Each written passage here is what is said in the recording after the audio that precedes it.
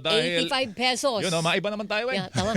May pampalubag naman sa loob, no? 85 pesos po ang dagdag sa arawang sahod para ho sa National Capital Region. Oo. Kaya lang, although ito sinasabi na pinakamataas sa kasaysayan, Weng, Totoo ang yan. sinasabi lang, baka gagawin daw utay-utay. Ano Dalawang ba to? bigay. no? Dalawang bigay. Sige nga, malaman natin ang magiging mechanics po nito. Secretary Francis Tolentino ng Department of Labor and Employment, DOLE, nasa ating linya. Secretary, magandang umaga. Si Joel Siweng po ito. Magandang umaga po. Ay, magandang umaga po. Joel, magandang umaga sa inyo mga Good taga-subaybay. morning, sir. Opo, paano ba hahatiin po ito?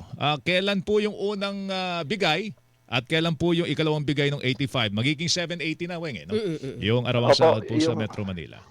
Yung unang bigay po ay sa July 19. Okay. Yung pangalawa ay sa January 20, 2027, yung 25 pesos. Marami nagsasabi kahapon na ano nga ako, nailang ako. Minsan sabi nila, itiniming mo lang yan sa mga ilang nakaganapan sa Metro Manila. Hindi po. Kasi ganito po yan. Ayon sa batas, meron po tayong sinusunod na batas. Meron pong 15 days publication.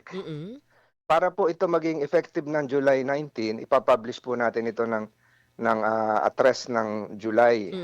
Itong buwang ito. So ito ay sa makalawa para pasok po dun sa July 19. So para po maiba yung isipan ng iba nagkokomento na itiniming lang daw, etc. etc. Hindi po. Meron talagang petsa po ito. In fact, ngayong araw pong ito ay anniversary nung National Wages Board namin. At ito po ay sangayon sa batas, sa Republic Act 6727. So July 19 yung 60 pesos, January 20, 2027 yung 25 pesos. All in all, 85 pesos. Secretary, bakit po minabuti ng DOLE o ng Regional Wage Board na hatiin sa dalawa?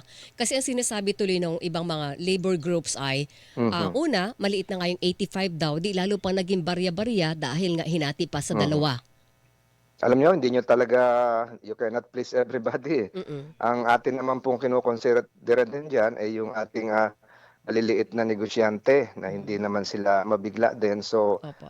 nagkaroon ng 2 tranches po dito. Kasi yung iba sinasabi, one time na lang, 60. Pero ito, nadagdagan pa ng 25 kasi yung hindi natin alam kung hanggang katagal pa itong fluctuation ng ang presyo ng kuryente talaga kinonsider natin dito. Joel Weng, na hindi naman kontrolado po ng DOLE. Hindi naman po natin saklaw na rin yan. So may mga external factors din na ating sinaalang-alang para yung mga employers ay hindi mabigla. Kasi kung tutuusin mo, halos kung imumultiply mo yung 85 pesos sa number of days na magtatrabaho ay malaki-laki, may 20 mil na tayo sa isang maliit na pribadong kumpanya. Yung mga micro small business enterprise natin na may 10, 15 empleyado, masakit-sakit na po sa yan sa bulsa, lalong-lalo na hindi pa ganong kalakas sila. Okay. So lahat po yan kinonsider. Ang haba po ng naging proseso nito, Weng, Joel, Opo. hindi pa ho ako nasa DOLE. April 23, may petition na po yung kapatiran. Opo. Kapatiran ng mga union at samahang manggagawa. April 27, yung Pasig Labor Alliance for Democracy and Development. Sunod-sunod po yan. Manila Doctors Employees Association, April 27. Pati po itong mga cargo forwarders, lahat-lahat. So lahat po yan ay pinag-aralan. So hindi po ito yung sinasabi ng iba. Biglaan naman. Hindi po. Matagal. Buwan po ito. Buwan po ito na konsultasyon sa mga iba't ibang labor organization, sa mga grupo po ng mga employers, kasama na rin po ang pamahalaan hanggang sa makabuo po ng ganitong desisyon na nilagdaan. Ito po ay nilagdaan noong nakaraang linggo, pero tahimik lang po ang pagtrato dito dahil ayan naman natin na June 23 po ito nilagdaan. Opo. Kaya po yung mga nagsasabi na kaya mo lang nilabas yan kasi may rally, ganun, hindi po totoo yun. Okay. Tapos kailangan po ito sangayon sa batas magkaroon ng publication, Opo. 15 days sa isang pahayagan sangayon sa batas. So magiging effectivity date ay July 19. So July 3 po yung publication. Okay. Secretary, binanggit nyo sa ating kanina na kinonsidera yung magiging impact dito sa employer, Pero ano ba ang magiging impact dito sa mga consumer? Kasi syempre magkano kanyo? Mga 20,000 weng ang maaaring Pwede. madagdag, no? Sa ano to, sa buwanan ng mga micro-entrepreneurs na Hindi po, kanilang yun yung mga parang ganun po, Aha. pero sa consumer siguro they expect more productive labor force, higher moral Mhm. na sa consumer mas malaki yung purchasing power ng siyempre ng ating mga manggagawa. Mas Mm. maraming mabibili yung ating mga padre de pamilya na nagtatrabaho. So iikot po yung ating ekonomiya. Pero So hindi sa consumer ah, mas malaki po yung consumption, mm. mas malaki rin po siguro yung market growth natin. So lahat po 'yan kinonsider. Meron pong mga modelo kasama po dito ang Mm. yung dating NEDA, ano 'yan, iba na yung Yes. pangalan. Development Kami yung Economic gumawa ng Planning and batas nun, Development. DepDep nakalimutan ko po, na. Opo. DepDep. Mm-mm. Opo, so kasama po sila sa pagbabalangkas po nito. Kasama Opo. rin po ang DTI at marami pang iba. Kasama rin po ang mga employers group. Opo. So lahat po 'yan ay kinonsider. May Oo. inflationary effect kasi yan, Correct. Weng, di ba, Weng? Secretary, yung, Opo. yung punto din ni Joel at tatanong ko nga ngayon ay dahil malaki yung dagdag sa gastos na operasyon ng mga negosyante dahil sa wage increase, baka po i-pass on sa kanilang mga dagdag presyo sa kanilang mga produkto or serbisyo, hindi po kaya? Merong mga ganong modelo, senaryo na pinag-aralan pero talagang yung living wage po ang Mm-mm. kinonsidera dito kasi lumiit po yung lumiit po yung halaga noong real wages natin. Opo. Nawala ng purchasing power. Mm-mm. Kumbaga yung ating mga manggagawa nawala nabawasan yung Mm-mm. halaga ng kanilang kinikita. Opo. So inalign lang po itong lahat na ito para sa ang tawag nila dito sa mga economic managers, inflation adjusted poverty threshold. Opo, opo. So lahat po yan gumagalaw eh. Mm-mm.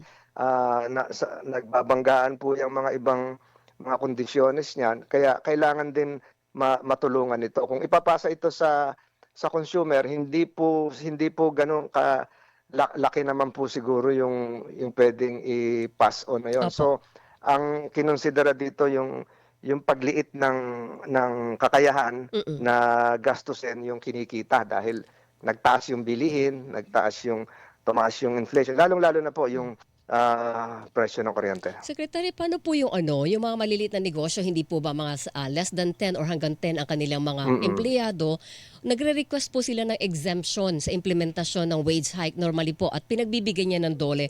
Paano po yung mga manggagawa nila na minimum wage earner din, mapapag-iwanan sila kung mabibigyan naman sila ng Hindi exemption? naman po. Mm-mm. Meron pong nakalahad doon sa Wage Order 27, Mm-mm. kasama nga yun doon sa mas mababa po yung kategorya. Ito po yung kikita ng 743 pesos, Mm-mm. lalong-lalo na yung ating nasa retail establishments na may empleyadong 15 o mas mababa. So Opo. ang hindi po maalis dito lagi kahit po alam niyo po meron tayong tinutukoy na barangay micro establishments. Mhm. Ito po yung may 3 million capitalization. Ang hindi po naaalis diyan ay dapat lagi nandoon yung PhilHealth, dapat nandoon po yung SSS at yung ilang mga benepisyong binibigay ng pamahalaan. So anong mabibigay doon sa mga empleyado po na mga mabibigyan na exemption? Bihira po 'yun. Aha. Pasok po 'yun doon sa yung nabanggit ko ngang yung barangay micro enterprises. Mhm, mhm. Ito po yung 3 million capitalization Opo. and below na hindi po dapat mawala yung kanilang non-monetary benefits kagaya po ng mga nabanggit ko kanina. Opo. Ang inaalala lang ng iba baka daw magsara at mapunta sa informal Yes. economy, Mm-mm. yung hindi na rehistrado pero kumikita pa rin. So, yan po yung kabahagi na po ito sa lahat. Lahat po yan kinonsider. At Opo. sinasabi ko nga sa inyo, Abril pa ho ito nagdidiskusyon kung papaano ba. At ganun din po ang mangyayari doon sa iba't ibang rehiyon na kakaharapin pa namin. Masasalang po dyan ang Region 4A, Opo. masasalang dyan ang Region 3, masasalang ang Region 7, ang Cebu, Mm-mm. at marami pa hong iba. Ako last point na lang, Secretary, kasi pag nag-increase ang sahod ng mga minimum wage earner, naturalmente dapat yung next in line, tataas din po sweldo no, Secretary, kasi otherwise magkakaroon ng tinatawag na wage distortion. Tama po ba yun? So magkakaroon din adjustment along the, hanggang pataas po. Correct. Tama po yan. Dito naman po sa wage distortion, yung sinabi natin kahapon, merong mga 1.9 million na full-time workers na kumikita ng higit na minimum wage. Opo. Makikinabang din kasi magkakaroon ng corresponding adjustment. Ano na po to? Base na po ito sa productivity ng isang manggagawa. So yung employer siguro kung nakita niya na itong si Mr. X ay talagang very qualified, very productive, may encourage siya na bigyan ng additional incentives. Yung atin pong minimum wage, ito po yung floor. Yes, opo. Hindi po ito yung ceiling, hindi po ito yung kisame. So nasa employer na po yan, kung talagang magaling yung empleyado mo na bigyan ng karagtagang incentives, monetary man o hindi, bilang pagkilala sa kanyang kakayahan. Okay, isang pakay pa namin kung bakit namin kayo tinawagan. Yung issue tungkol po kay Coach Tab Baldwin. Sinasabi pala dito, Weng, kinakailangan ng alien employment permit. Wala pala si Baldwin ito magmula nung siya simula magtrabaho dito sa Pilipinas noong 2013. Alien employment permit, pwede bang papanagutin yung mga kumuha sa kanyang yung mga employer po niya during that time na wala palang AEP ito, tatrabaho sa Pilipinas? Alam niyo po, ayoko pang sagutin direkta yan kasi ongoing pa ho yung investigation, yung hearing namin, yung sunod na hearing, yung Ateneo na po ang pinatatawag kasi yung di umano ay employer. So hayaan muna natin na tumugon sila ayon sa batas at magkaroon din ng verified answer. So, pasensya na po, hindi ako makakomment po dyan. Pero at, as a rule, makalap yung tugon. As a rule, Secretary, dapat inihinga ng AEP ang mga dayuhan para makapagtrabaho po dito. Opo.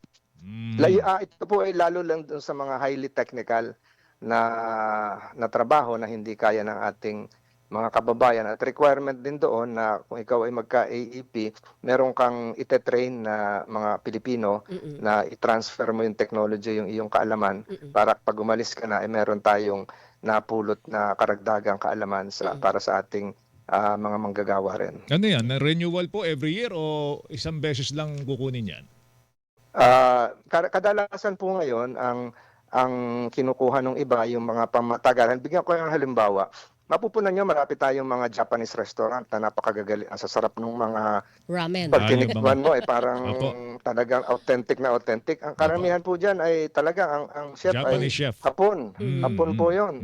So ito pong ito makikita nyo sa Makati, ito pong mga yan ay merong AEP. Pero ang isa sa mga kondisyon ay isalin sa mga Pilipinong kusinero din yung kanilang kakayahan. So talagang kakaiba yung lasa. Siguro natikman mo na yan, Joel. So kaya yung maximum yan ay 3 years na tumigil dito para talagang ihasa yung atin. At para rin naman siguro makabawi yung negosyo na nag-hire sa kanila. Galing pa sa abroad, pinapabahayan dito.